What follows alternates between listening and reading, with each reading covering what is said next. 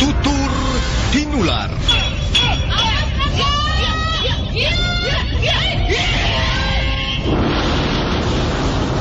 Sebuah kisah yang bertutur tentang semangat kesatria, kesetiaan, nafsu angkara, politik dan kisah asmara. Sebuah karya Estijab dengan latar belakang runtuhnya kerajaan Singasari dan berdirinya kerajaan Majapahit. Tutur Tinular.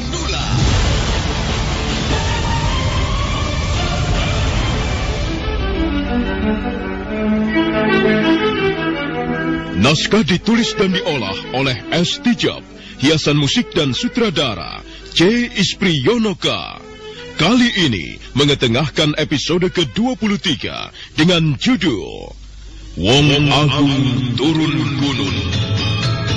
Dalam seri ke-673 ini didukung oleh para pemain Mas Burhan sebagai Wong Agung, Lili Nur Indasari sebagai Nini Luh Jinggan, Sono Sugiakso sebagai Empu Lunggah, dan Asdi Suhastra, pembawa cerita. Selamat menikmati. Aduh, sakit pinggang, jalannya sempoyongnya. Boyok uloro. Sakit pinggang jadi sembuh, minum karo super pil. Aduh, rematik kuku mah. Sakit pinggang, encok, rematik. Minum Karol Super Pil. Buang air kecil jadi lancar dan sakit pinggang hilang. Aduh, sakit pinggang, jalannya sempoyongnya. Encok kuloro. Sakit pinggang jadi sembuh, minum karo super pil.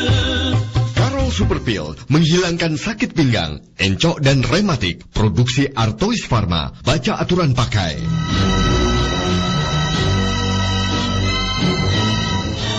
Empu Tong Pajil mati secara misterius. Jenazahnya ditemukan tanpa kepala. Hanya selembar daun rontal yang menyatakan bahwa pembunuhnya adalah Arya Kamandanu. Wong Agung waktu itu memilih bersikap diam dan tidak mau tahu karena mungkin saja muridnya yang bertingkah aneh dan salah. Kemudian menyusul muridnya yang lain, Sudra Palong dan Jana Lelung, mati dengan misterius. Selembar daun rontal menyatakan Arya Kamandanu sebagai pembunuh tunggal. Manusia macam apa yang bernama Arya Kamandanu itu?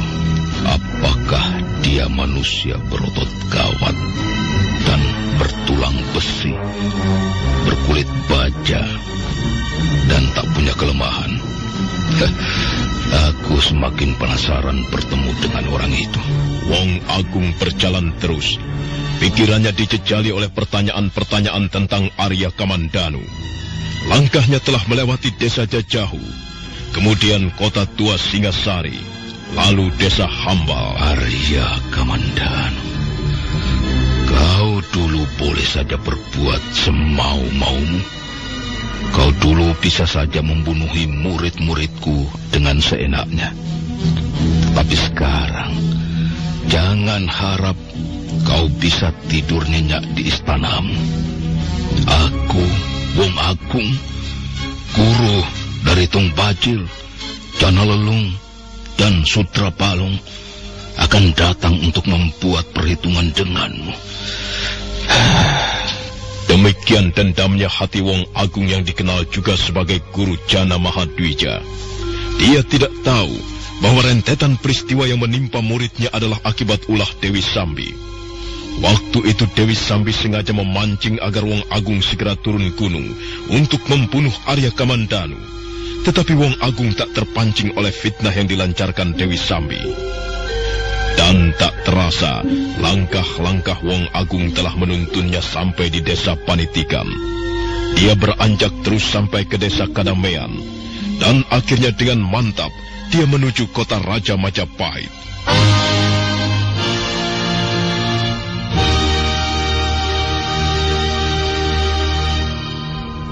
Kita tinggalkan dulu perjalanan Wong Agung menuju kota Raja Majapahit untuk menemui Arya Kamandanu. Kini kita melihat desa Kedung Peluk di mana Empu Lunggah dan Nini Luh Jinggan tinggal. Akhir-akhir ini Nini Luh Jinggan kelihatan lebih sering termenung. Jamantara si harimau putih sahabatnya telah tiada. Arya Dwi Pangga telah membunuhnya secara kejam. Empu Lunggah menasihatinya supaya tabah menghadapi itu semua. Tetapi Nini Luh Jinggan seperti tak bisa melupakannya. Dia terus merenunginya. Aku tidak bisa melupakannya, Ayah. Hah? Tidak bisa. Oh, mengapa tidak bisa loh? Semua makhluk hidup pada akhirnya akan kembali ke sana. Dari tiada akan kembali ke tiada. Tapi Jamantara pergi lewat kekejaman orang lain, Ayah. Aku mana mungkin melupakannya. Aku tidak bisa. Kasihan. Lewat kekejaman maupun tidak, itu tergantung dari bawaan nasib masing-masing. Sebab itu loh, kita wajib menyerahkan apa saja yang kita miliki ini kepadanya. Karena hanya Sang Yang Widilah yang berhak atas hidup dan kehidupan kita. Jadi aku harus merelakan kepergian Jamantara, Ayah. Iya. Aku harus melupakan tragisnya peristiwa yang menimpa Jamantara. Merelakan dan melupakan adalah bagian yang tak terpisahkan, Duk. Bagaimanapun tahap itu harus kita lewati. Bagaimana aku bisa melupakannya, Ayah? Tempat ini sangat akrab denganku. Tempat ini tak mampu membuat aku lupa akan Jamantara. Kemanapun aku pergi, selalu bersama Jamantara. Dan dimanapun aku berada, di situ ada pula Jamantara. Ya. Kalau begitu, kita harus pergi dari tempat ini untuk sementara waktu. Sampai nanti kalau kau benar-benar bisa melupakan semuanya. Pergi? Iya. Kemana, Ayah? Ke tempat yang paling kau sukai. Ke tempat di mana kau bisa senang dan bahagia. Untuk kemudian melupakan semua kesedihan hatimu. Di manakah itu, Ayah? Kita akan melihat keramaian kota besar. Kita akan melihat apa yang selama ini belum pernah kau lihat. Majapahit. Majapahit? Ya, Majapahit. Bukankah sudah lama ini kau inginkan? Sejak kecil, Ayah. Sejak masih kecil, Iya. aku selalu bermimpi tentang Majapahit. Oh, di sana nanti kita pasti bisa bertemu Bibi Sakawuni, bisa ketemu Paman Kamandanu, Iya. dan bisa melihat istana yang megah, tempat tinggal Gusti Prabu Kertarajasa Jayawardana. Iya. Kita juga bisa melihat pakaian yang bagus-bagus, Ayah, pertunjukan yang bagus-bagus, dan Sudah. Jangan menghayal dulu, Nduk. Ayah.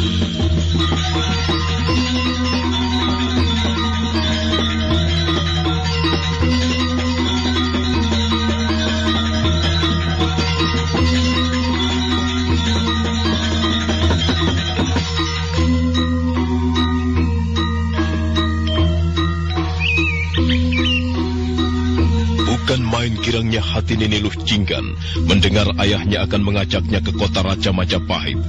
Hal itu memang sudah diimpikannya sejak lama, sejak masih kanak-kanak dulu, bahkan sampai pernah terbawa-bawa ke alam mimpi. Dan kini ayahnya akan mengajaknya ke alam impiannya itu, yakni Majapahit.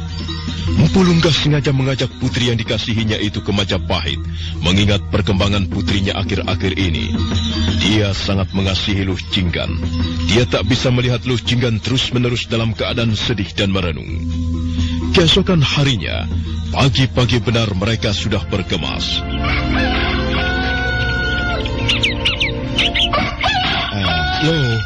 Loh. Apakah sudah siap, Nduk? Sudah, Ayah. Tidak usah dandan rapi-rapi, Nduk. Ayah, siapa yang dandan? Aku cuma beres-beres sedikit kok. Perjalanan kita kan cukup jauh dan lama. Jadi, aku menyiapkan perbekalan secukupnya. Bagus. Kau memang anak pintar, Nduk. Di sana nanti kan kita pasti ketemu Paman Kamandanu ya? Ya, pasti. Kalau nasib kita kebetulan sedang baik. Kok begitu, Ayah? Pamanmu Kamandanu kan seorang panglima. Jelas dia sibuk. Dia kan tidak hanya mengurusi diri sendiri atau keluarganya, tetapi juga urusan-urusan pemerintahan. Kita ini hanya wong gunung, wong desa, yang mbok ngerti yondo. Kalau begitu, kita ketemu sama Bibi Sakauni saja. Bibi Musakauni itu sama saja dengan pamanmu. Mereka itu orang-orang pemerintahan yang sibuk, bukan seperti kita. Jadi, bagaimana, Ayah? Sudahlah. Kau mau tidak ke Majapahit? Oh, Nah. mau, Ayah, mau.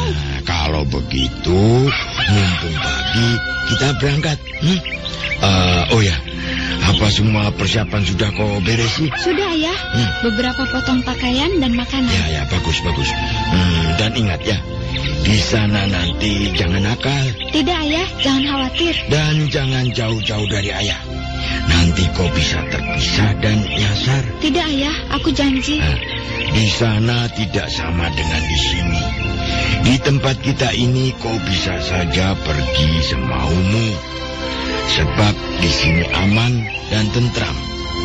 Tapi di kota kau bisa diincar orang jahat. Kalau di sini kita kan paling-paling berhadapan dengan binatang buas. Iya.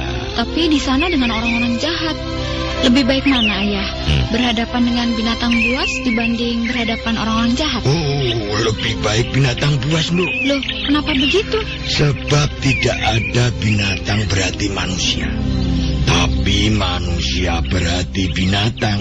Oh, sangatlah banyak, Bu. Banyak sekali. Ayah bisa saja. Sudahlah. Jangan banyak tanya-tanya. Nanti kita kesiangan. Ayo, kita berangkat. Baik, Ayah.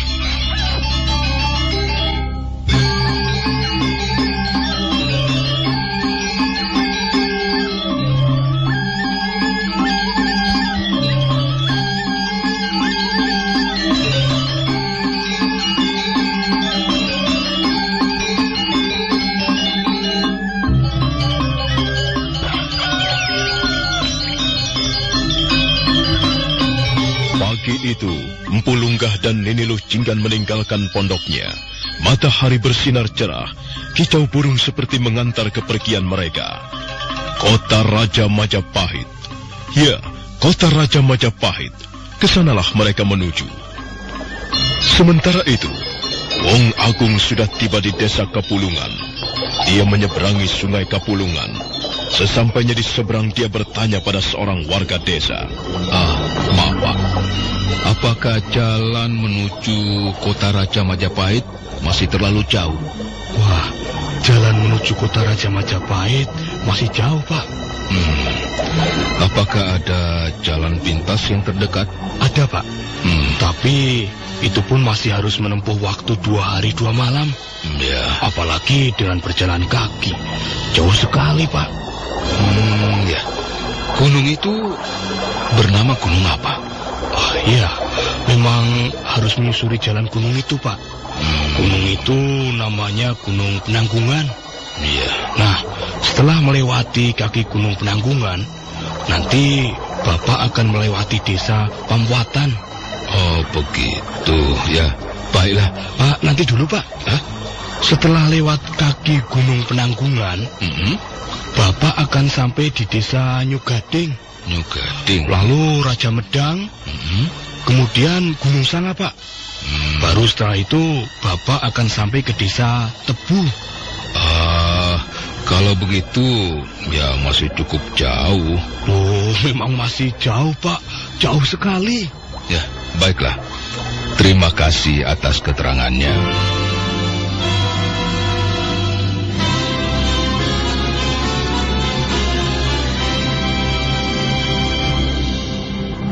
Sesuai keterangan yang diberikan oleh seorang warga desa Kapulungan, Wong Agung berjalan tak kenal henti.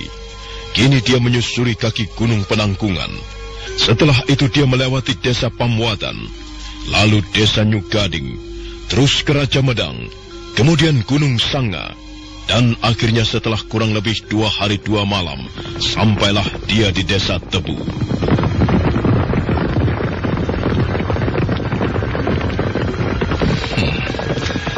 Banyak sekali orang-orang berkuda di sekitar desa ini. Apakah mereka adalah prajurit-prajurit Majapahit? Nampaknya ketat sekali penjagaan yang dilakukan di desa ini. Apakah aku harus sembunyi setiap melewati barisan berkuda? Ataukah sengaja menghadang mereka dan bilang secara terus terang?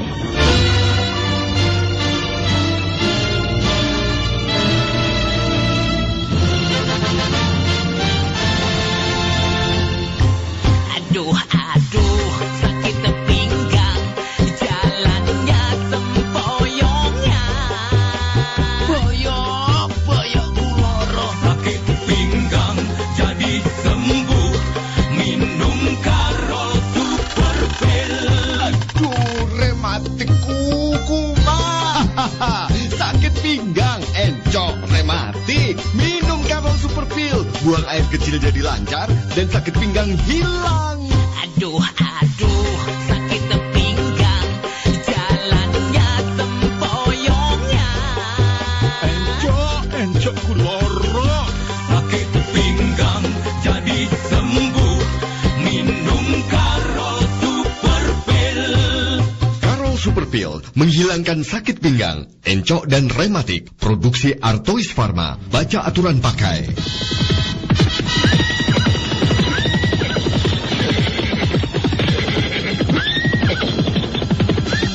Hei, Pak Tua. Apa yang kau lakukan di situ? Saya hanyalah seorang pengembara. Saya ingin tahu apakah desa ini bernama Desa Tebu. Iya, benar. Lalu apa keperluan di Desa Tebu ini? Apakah tuan-tuan adalah prajurit Majapahit? Kami memang prajurit-prajurit Majapahit. Lalu apa keperluanmu datang ke Desa Tebu ini? Apakah kau salah seorang anak buah pemberontak Lembusora? Lembusora? Iya. Mengenal namanya pun baru kali ini. Saya sama sekali tidak tahu menahu tentang apa yang tuan prajurit katakan. Bohong! Kau pastilah salah seorang telik sandinya. Terus terang, saya tidak tahu apa yang tuan prajurit katakan. Saya hanyalah seorang pengembara. Itu saja. Iya. Lalu apa keperluanmu datang ke Desa Tebu ini?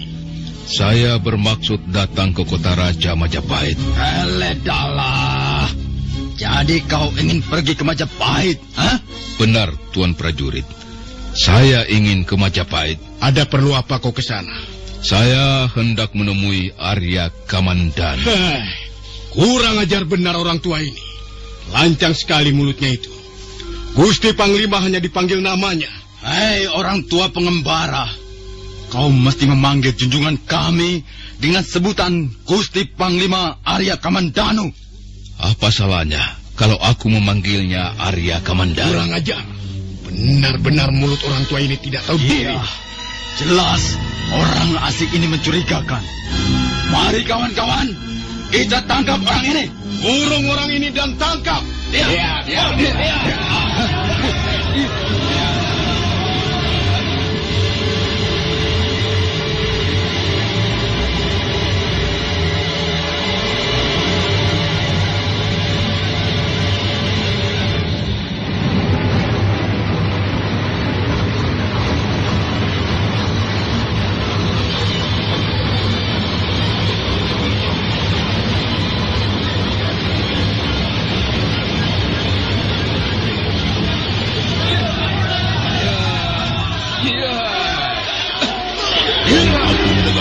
Terus terang ingin bertemu dengan Arya Kamandanu. Pernyataan itu sangat mencurigakan para prajurit Majapahit yang bertugas jaga di Desa Tebu. Serentak mereka bergerak menyerbu untuk menangkap Wong Agung. Guru dari Padepokan Tengger itu tentu tidak tinggal diam. Dia berkelit ke sana kemari sambil sesekali balik menyerang. Pertempuran menjadi sangat seru. Wong Agung diserang dari berbagai jurusan, tapi gempuran para prajurit hanya menyerang di tempat yang kosong. Wong Agung, yang dikenal juga sebagai Guru Jana Mahadwija, memang bukan lawan tanding mereka.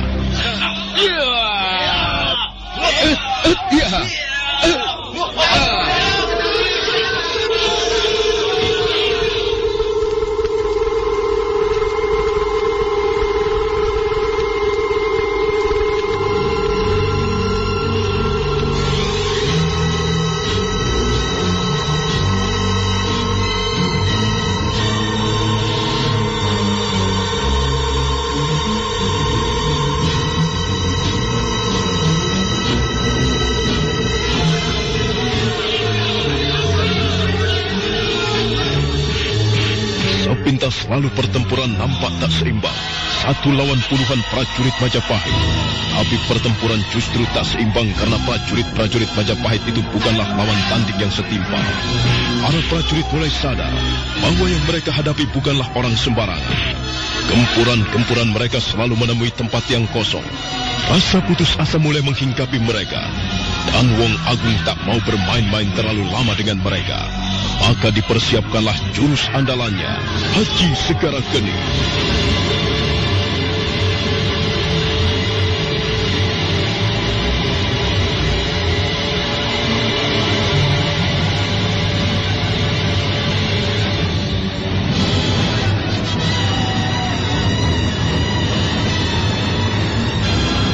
Prajurit Majapahit menghentikan gempurannya.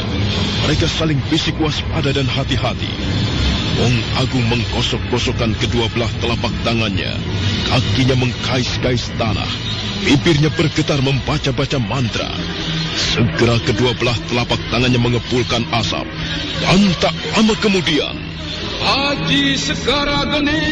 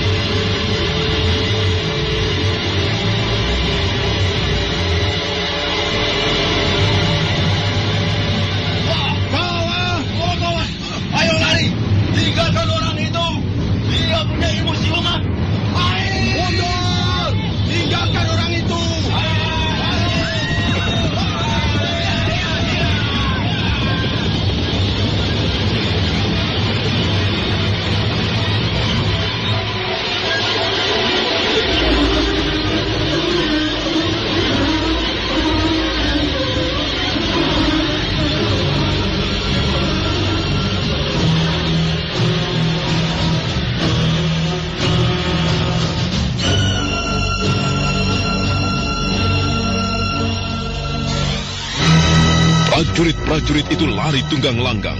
Mereka jerah menghadapi Wong Agung. Lebih baik lari daripada mati. Terlebih melihat dua teman mereka terkapar hangus oleh Haji Segara Geni yang dilontarkan oleh Wong Agung. Sejenak keadaan menjadi sunyi sepi. Wong Agung berdiri tegar di antara dua mayat prajurit Majapahit yang hangus terbakar oleh Haji Segara Geni.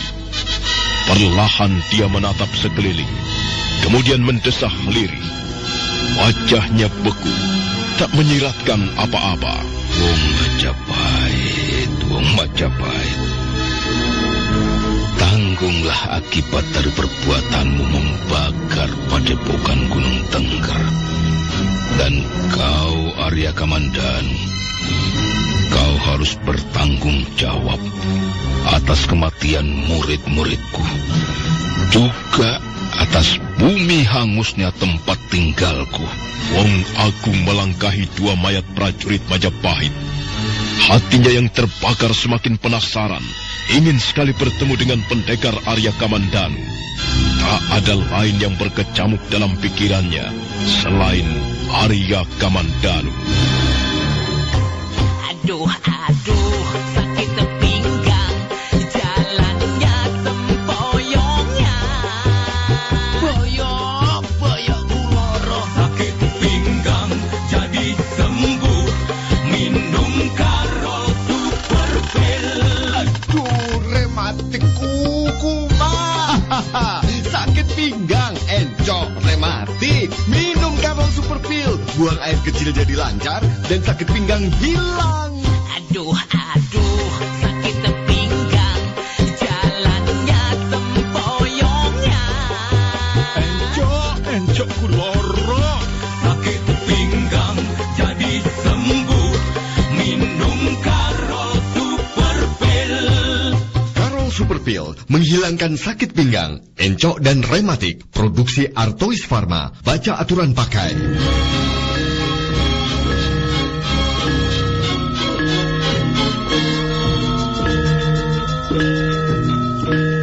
Desa Tebu telah dilalui. Kini Wong Agung sampai di tapal batas kota Raja Majapahit. Di sana ada sekitar 20 orang prajurit Majapahit tengah berjaga-jaga.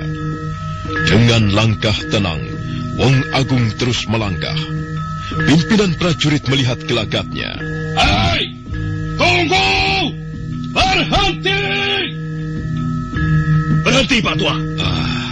Jangan teruskan langkahmu. Apakah aku tidak boleh terus jalan? Boleh. Tapi kami harus memeriksamu terlebih dahulu. Mengapa? Aku toh bukan perusuh, bukan penjahat, juga bukan perampok jalanan. Tapi jelas orang asing di daerah ini. Oh, daerah apa ini? Ini daerah perbatasan Kota Raja Majapahit. Bagus. Memang kesinilah tujuanku. Kalau begitu, aku sudah tiba di Kota Raja Majapahit. Hei, apa keperluanmu datang kemari? Apakah kalian para pengawal batas Kota Raja Majapahit? Ya, untuk itulah kami menanyaimu. Dengar baik-baik.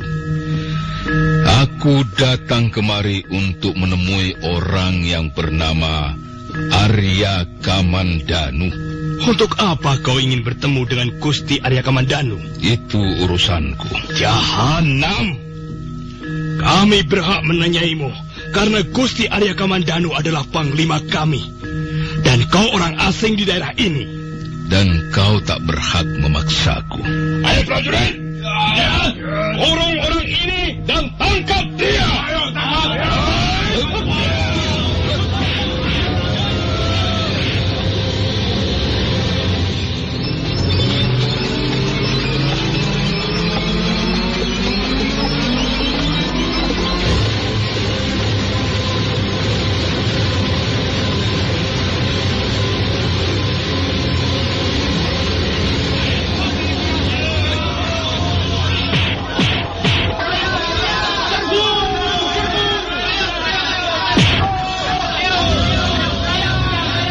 Pertempuran tak bisa dihindari. Di perbatasan Kota Raja Majapahit, Wong Agung harus berhadapan dengan kurang lebih 20 orang prajurit jaga. Tak bisa lain bagi Wong Agung, kecuali harus menghadapi mereka untuk bisa sampai ke tengah Kota Raja Majapahit. Tapi kali ini dia tak ingin mengotori tangannya dengan darah. Sebab itulah dia bertempur dengan sikap ayal-ayalan.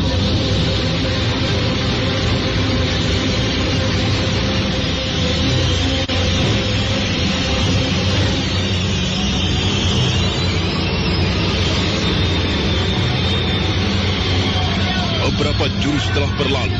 Prajurit-prajurit itu belum juga berhasil menangkap Wong Agung.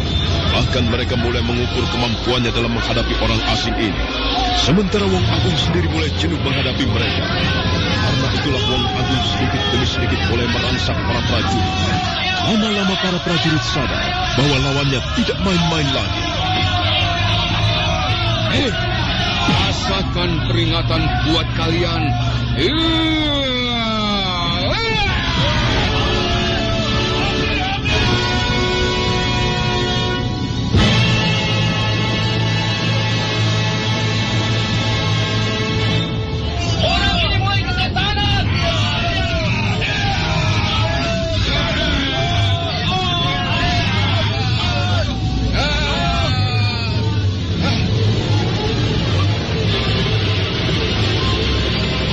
Orang prajurit terjungkal terluka parah. Namun teman-temannya tak juga jerah. Mereka masih melawan sebisa-bisanya. Wong Agung kembali memberikan perlawanan sengit. Para prajurit dipaksanya kucar kacir. Mereka menggempur dengan membabi buta. Wong Agung merasa itu hanya kesia-siaan belaka. Maka secepat kilat dia melompat jauh melesat kabur.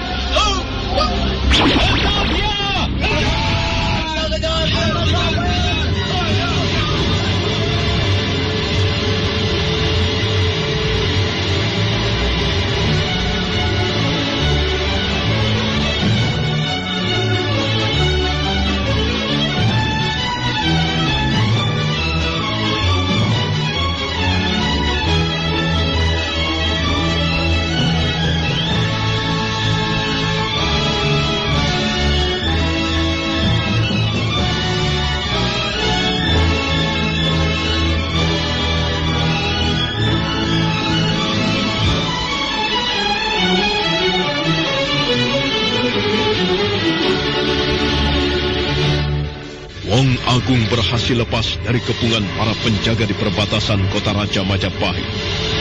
3 orang prajurit terluka parah. Pimpinan prajurit memerintahkan untuk mengejar sampai dapat orang tua itu. Sementara dia akan melaporkan peristiwanya ke hadapan Ramapati. Kini Wong Agung sudah sampai di pintu gerbang Majapahit. Kembali dia ditahan oleh beberapa prajurit jaga. Prajurit! Tahan orang itu! Berhenti! Atas perintah siapa kau berani memasuki pintu gerbang ini? Atas perintahku sendiri. Kau terpaksa kami tangkap. Menurutlah.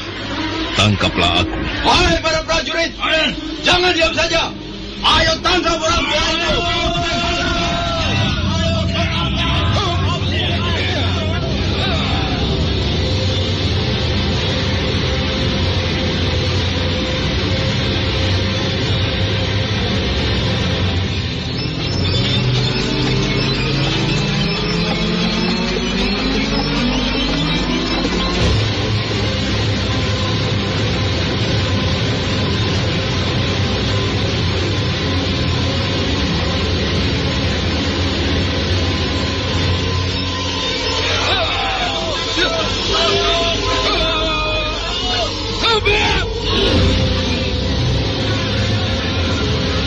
Kembali terjadi keributan di pintu gerbang. Para prajurit berusaha menangkap orang tua itu. Tapi jangankan bisa diringkus, didekati saja sulitnya bukan main. Wong Agung berkelit menghindar ke sana kemari. Para prajurit dibuatnya tunggang langgang dan pucar kacir tak tentu arah. Sebentar di sini, sebentar di sana. Prajurit selalu menangkap ruang yang kosong. Hingga akhirnya Wong Agung menyudahi adegan itu dengan melompat tinggi ke atas pohon waringin kembar.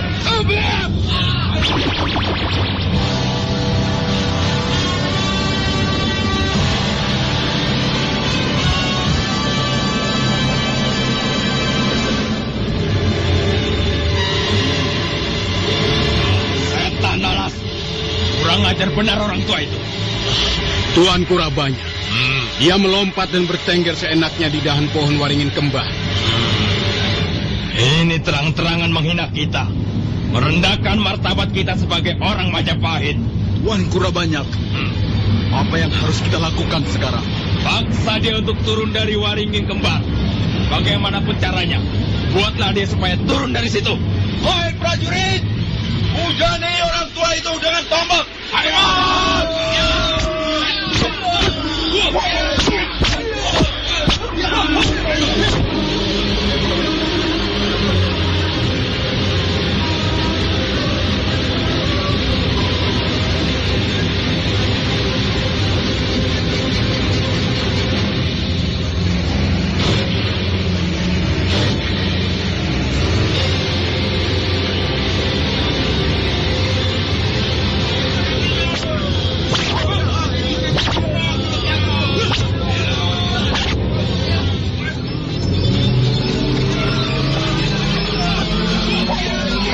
Prajurit kesal melihat tingkah orang tua yang berani nangkring di dahan pohon waringin kembar.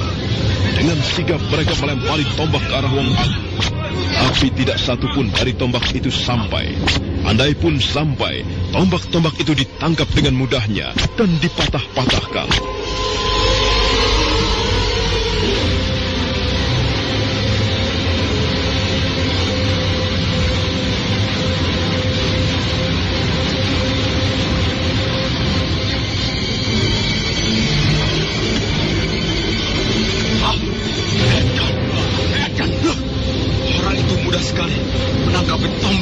Dan mematahkannya. Gila, dia tak bergerak sedikit. Percuma saja kita melemparinya dengan tombak. Ya, kalau begitu, hujani dia dengan anak panah. Ayo, hujani anak panah. Kawan-kawan, barisan pemanah. Siapkan busur dan anak panahnya. Hujani dia, mulai.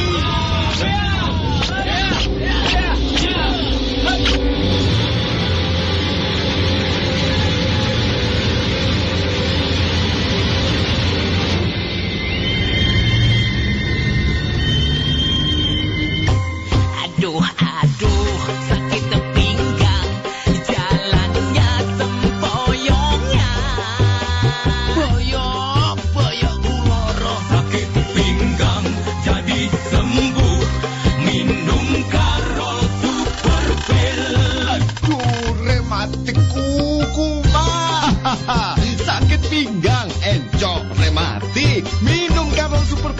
buang air kecil jadi lancar dan sakit pinggang hilang. Aduh, sakit pinggang, jalannya sempoyongan. Encok kuloro. Sakit pinggang jadi sembuh, minum Karo Super Pill. Karo Super Pill menghilangkan sakit pinggang, encok dan rematik. Produksi Artois Pharma. Baca aturan pakai. Kesingan anak panah tak mampu menggoyahkan kedudukan Wong Agung. Dia tetap tenang duduk di atas dahan pohon waringin kembar, dan tidak satupun anak panah bisa menembus badannya. Para prajurit kesal bercampur heran. Puluhan bahkan ratusan anak panah yang dilepas, tak sedikit pun melukainya. Mawedeng bertambah kesal. Kemudian secara diam-diam, dia beranjak dari situ untuk pergi melapor pada Ramapati.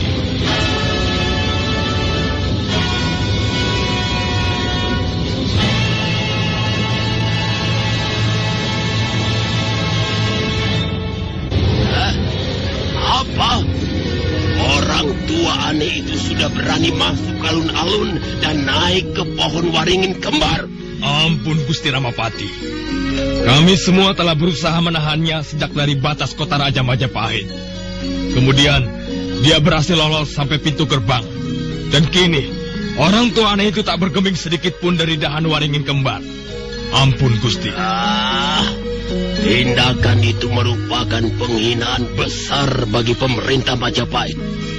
Dan orang tua aneh itu tidak bisa diampuni. Apakah kalian sudah berusaha untuk menurunkan orang tua itu, ha? Ampun Gusti Ramapati. Barisan tombak telah dikerahkan. Tapi itu tidak berarti sama sekali, Gusti. Lalu kami kerahkan barisan pemanah. Hasilnya sama saja. Tombak-tombak dengan mudah ditangkap dan dipatahkan. Sedang hujan anak panah, tak sedikit pun bisa melukai tubuhnya, Gusti. Tentulah dia seorang yang sakti. Hingga tombak maupun panah tidak berarti apa-apa. Orang tua yang aneh tapi menyebalkan. Ingat, jangan sampai hal ini didengar dulu oleh Gusti Prabu. Baik, Gusti. Karena apa kata Gusti Prabu nanti? Jika perkara sepele begini saja kita tidak mampu menanganinya. Hamba, Gusti. Nah, sekarang antar aku ke alun-alun. Aku ingin sekali melihat seperti apa orang tua yang aneh itu. Mari, Gusti. Silakan. Rawedeng dengan beberapa orang lainnya berangkat mengantar Ramapati pergi ke alun-alun untuk melihat Wong Agung yang dianggapnya sebagai orang tua yang aneh. Tindakan Wong Agung dengan bertengger di atas pohon waringin kembar itu merupakan penghinaan besar bagi pemerintah Majapahit. Selang beberapa lama kemudian sampailah Ramapati dan rombongan ke tempat di mana Wong Agung tengah asik duduk-duduk di atas pohon itu.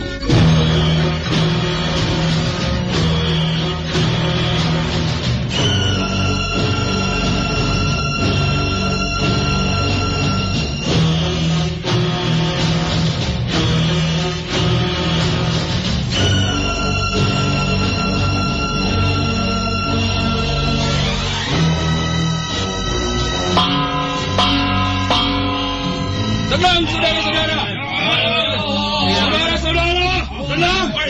Bisa. Tenang, saudara-saudara. Gusti Ramapati akan berbicara dengan orang itu. Tenang. Hei, orang asing. Kenapa kau bertingkah aneh-aneh seperti itu? Apa maumu, ha? Apa kau ingin dikenal dan terkenal dengan berbuat ganjil seperti itu? Tahukah kau, dengan berbuat aneh seperti yang kau lakukan itu, akibatnya kau bisa dihukum gantung sampai mati. Hei, kenapa diam saja? Apa kau tidak takut? Apa kau sengaja menantang pemerintah Majapahit? Keberanian manjat pohon waringin kembar ini sama artinya kau telah menghina pemerintah Majapahit. Hah? Ayo, turunlah. Apa kau inginkan uang? Sebut saja berapa kepeng yang kau mau. Hah? Wah. Kalau begitu kau benar-benar ingin menghina kami, rakyat Majapahit. Kau benar-benar bermaksud merendahkan pemerintahan Majapahit. Kau menghina Gusti Prabu Kertarajasa Jayawardana.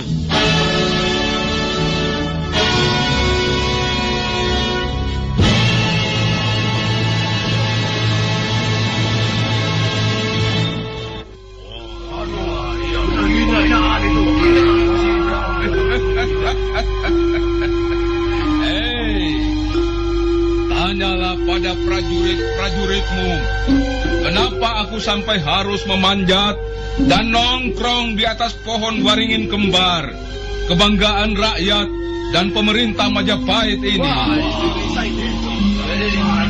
Kenapa aku harus tanyakan pada para prajuritku? Apa kau tidak bisa menjawabnya sendiri? Kau jelas-jelas sudah menghina junjungan kami Gusti Prabu Kertarajasa Jayawardana. Oh, sabarlah. Jangan dulu menjadi gusar. Begini. Justru para prajuritmu lah yang memaksaku untuk naik ke atas waringin kembar ini. Mereka tak memberikan kesempatan sama sekali. Mereka terus saja mendesakku. Mereka bersemangat sekali menangkapku. Padahal aku bukan penjahat, bukan perusuh, bukan pemberontak. Nah, karena aku menyelamatkan diri, maka cara yang paling aman adalah melompat ke atas pohon. Apakah sudah jelas? Baiklah, baik. Tapi tentu ada sebabnya mengapa para prajuritku mau menangkapmu. Sebab kalau tidak, mana mungkin mereka berbuat seperti itu. Terus terang saja, prajurit-prajuritku tak pernah mau menangkap orang tanpa sebab, tanpa kejelasan yang pasti.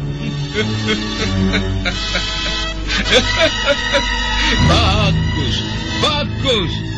Itulah yang ingin kusampaikan pada kalian semua. Begini, dengar baik-baik. Sekali-sekali aku tidak bermaksud menghina pemerintah Majapahit.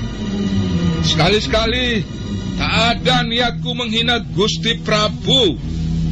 Ketahuilah, aku hanya ingin bertemu muka dengan Arya Kamandanu.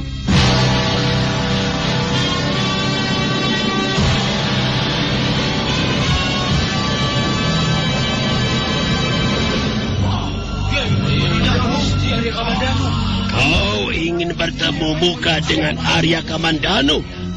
Ini betul-betul aneh. Aneh dan tak masuk akal. Apakah kau sanak kadangnya, Aku bukan sanak kadangnya. Juga hal yang lumrah. Tidak ada yang aneh. Karena Arya Kamandanu punya hutang terhadapku.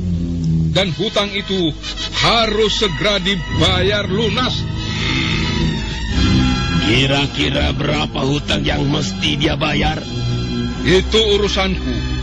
Sebab itu hadapkan dia padaku secepatnya. Aku paling tidak suka mengulur-ulur waktu. Bagaimana? Aku sendiri sudah begal duduk di atas pohon. Lekas bawa Arya Kamandanu kemari, dan aku akan turun. Baiklah. Akan ku coba penuhi permintaanmu. Ingat, jangan berbuat macam-macam. Aku cuma ingin Arya Kamandanu. Aku mengerti. Jangan khawatir. Rabanya. Ya, Gusti. Ini sepertinya akan jadi menarik. Kau awasi orang itu. Atur prajurit-prajuritmu. Jangan sampai dia meloloskan diri. Ya, Gusti. Saya mengerti. Pekerjaanku akan jadi ringan kalau orang itu bisa berhadapan dengan Arya Kamandanu. Kau paham? Saya paham, Gusti. Rasanya orang itu lawan tanding yang seimbang buat Arya Kamandanu.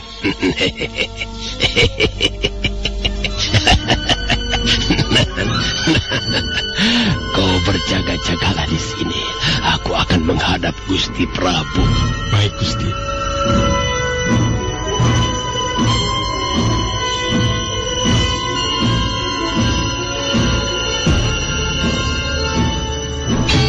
Nah, saudara pendengar, bagaimanakah kisah selanjutnya? Ikutilah terus drama radio serial Tutur Timular